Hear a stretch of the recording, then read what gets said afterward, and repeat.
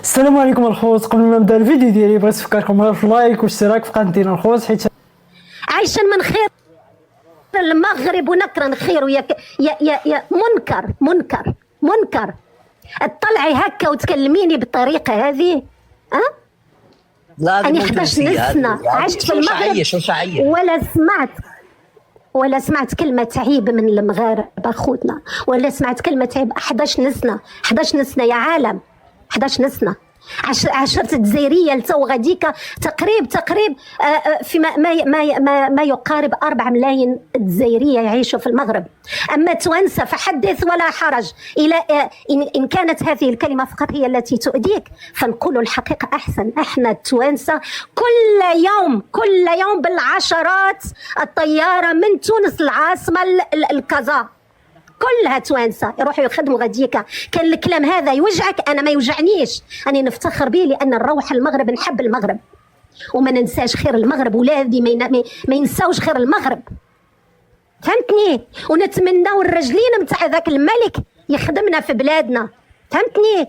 نقولوها بعضنا البعض في العائله نتاعي، نقولوا يا ريت لو كان في بلادنا ملك كيما محمد السادس يخدم بلادنا، على خاطر اغلبيه الاحزاب اللي غاديكا في المغرب ما يستاهلوش.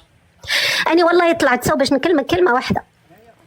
يعني احنا نقعدوا هكا نفكروا ونقول يعني كفايه، يعني الجزائريه هكا يسبوا ويشتموا في المغاربه وهزن حقد والكل وهذه وعلى الصحراء الشرقيه والغربيه وهي حق من حقوقهم.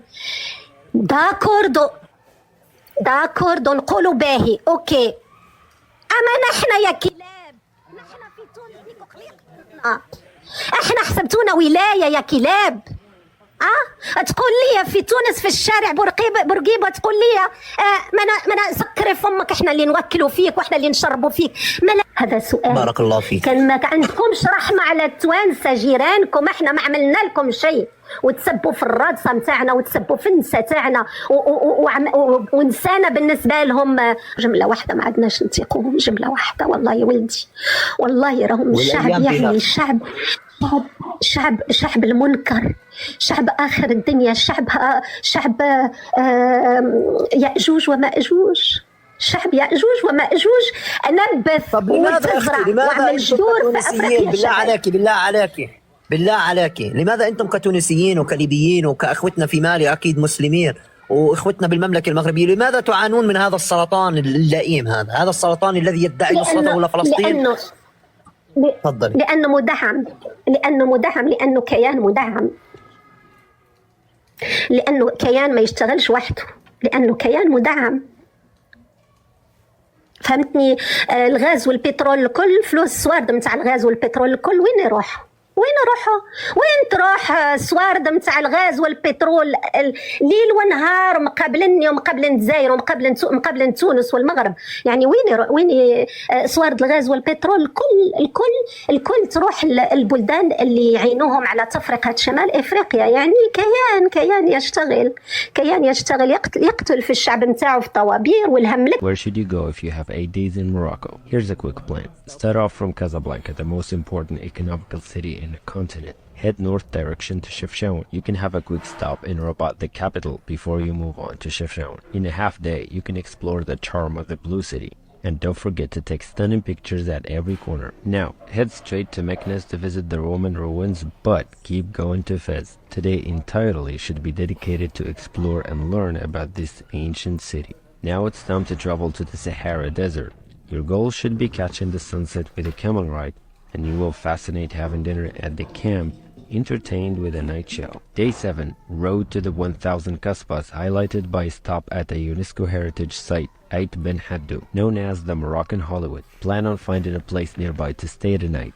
Today is my favorite because you travel back in time direction to Marrakech. Leave early to start your tour there. Spend the entire day exploring the Medina, the souks, and wondering the rich history of the city. And that is Spend the day with us in the Sahara Desert in Morocco. Specifically, we're in Merzouga. We spent the night at an incredible luxury tent camp, and this place is amazing. We had a nice Moroccan breakfast to start the day, and then we had our driver pick us up for our private tour into the dunes. We did this through our hotel, which is how I recommend you mostly do it. You can also book it through places like Get Your Guide and things like that as well. Our driver Omar was born and raised here, so he really knew how to drive through these dunes, and he gave us a nice example of his skills. There's a dual point of view. Very fun and also turns your stomach a little bit. The sand in this area of the Sahara is very well known for being more orange than other places, so it's very unique, and it's really fun for our driver to just kind of stop and be like, okay, go play in the dunes, because that's really what you want to do here. You want to play in the sand. It's so much fun. There's so many things to do. You can do sandboarding, ATVs, you can ride horses, ride camels. We did some sandboarding, which was really fun. I just sat on my bottom because I didn't want to wipe out. Colton went on his feet and he did wipe out. I don't have a video of it, sadly. And then he wanted to show me his sand walk, you know, like from Dune, so that was cool. And generally just show me how cool he is and wanted to play in the sand. I definitely recommend making some time to play in the dunes because it's very fun. But just as important, I think you need to make time to learn more about the culture and the people that live in this area. There are a lot of Berber nomads in this area, and we were very lucky to be able to sit down and eat bread and have tea with one of them and learn more about the culture and the way that she lives. And then Omar wanted to show us where his grandpa grew up, which is the old Merzouga, which is no longer standing, but it's still here as a reminder of the people who have lived here long before those who live here now. He also showed us an old coal mine, not coal like you're thinking, coal like what you make mascara out of. And then the last thing was a car museum. Basically, there's a local man who really likes cars, and he's collected a lot of old and very unique cars like this double G. So that was a funny one. Then we headed over to our next accommodation for just one night. This is a new riad that just opened and we were invited to stay at, called Riad Villa Amu, and we loved this place. Oh my goodness. First of all, the people who own this place are the nicest people. Their names are Mustafa and Barbara, and they are a Moroccan-Spanish couple who have opened these doors to host people and show them the fusion of these two cultures, and it's so beautiful. The rooms were incredibly comfortable. The food was really good. The pool was lovely to sit by, which we did a lot of at the end of the day. If you're coming to Merzouga, I cannot recommend this place enough. It is incredible, and it was such a pleasant stay. The riad is like a true oasis in the desert, and we spent a lot of time by the pool escaping the heat. And when the sun went down, we had a beautiful Moroccan and Spanish-inspired dinner. It was one of the best meals we've had on this trip so far, and this place is so awesome. Today is a hectic day, full of exploring Marrakech and some of its most beautiful sights, so come join the first full day in Morocco. Started off in our beautiful hostel Riad in the middle of the Medina. Before we headed out to one of the gardens I had been the most excited for, Jardin Majorelle, a beautiful botanic garden in Marrakech. This was definitely worth the visit, and I highly recommend going here. Just remember that you have to book tickets in advance online. We then headed to Jardin Secret, which I'm not gonna lie, I was a little disappointed of. I think it has to be because we came straight from Jardin Majorelle and it just didn't feel that special to me, unfortunately, but it definitely had some beautiful architecture. After lunch, we headed to an old Islamic college. This was so stunning, and the details in the architecture was unreal. I highly recommend visiting, but as you can see, it's really crowded, so I would try to visit in the opening hours or closing hours to avoid the crowds. We explored the souks on our way to the main square, which is such a hectic place. There's people selling juices, sunglasses, henna tattoos. There's even cobras here. We went up to one of the rooftops to have a drink and just observe everything, and that's the end of the first day in Morocco, but come back tomorrow if you want to see the rest of what we get up to on our journey in Morocco.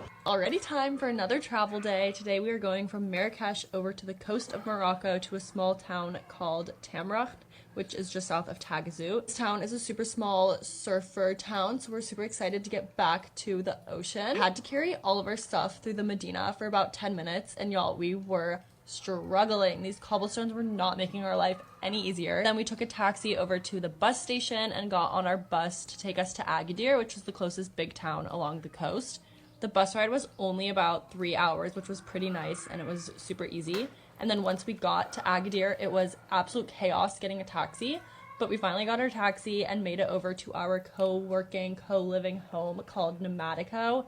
This house is so cool. The rooftop is absolutely sick. Once we checked in, we decided to go ahead and get some food because we were starved at this point. And then we headed over to the beach with some of the other people in the house, and it was just so fun to meet everyone and hang out a little bit and relax. So stay tuned to see what we get up to on the coast of Morocco for the next 2 weeks.